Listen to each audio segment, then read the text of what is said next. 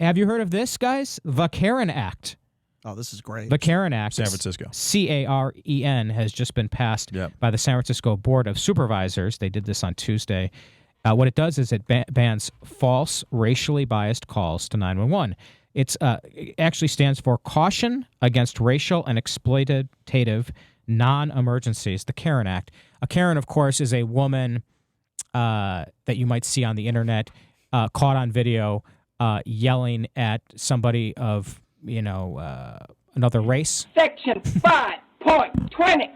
That's definitely a Karen. Yeah, but that one wasn't racially based. That woman was upset with a neighbor in a condo association. That's true. For holding who had a Biden sign, for having a Biden sign in their yard. Yep. But very broadly speaking, yeah, that woman could be considered a Karen. But the San Francisco law, what about a Karen tries Act? To crack down on people like the woman in Central Park, right? Who was walking, was she walking her dog? The guy, the black man, was bird watching.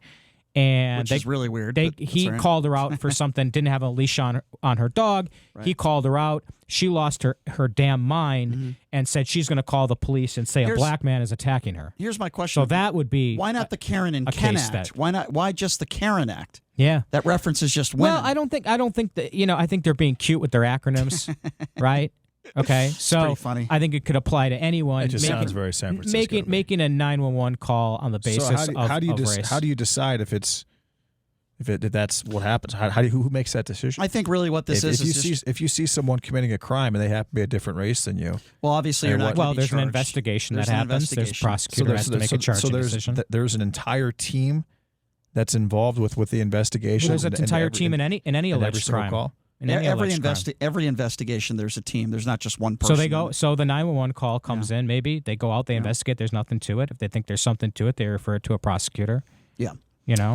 So anyway, so it's like the girl who cried wolf, basically. Well, I think the girl who cried wolf because the person that they're crying wolf on is race is a different race than them. She is presumably racist. No, not at all. Because I think what they're talking about is calls to 911. They're wasting resources by calling and making a fake claim, like I just said, the woman in Central Park who was upset with the guy for calling her out for not putting a leash on her dog. Simple. She said, "I'm going to call police and say."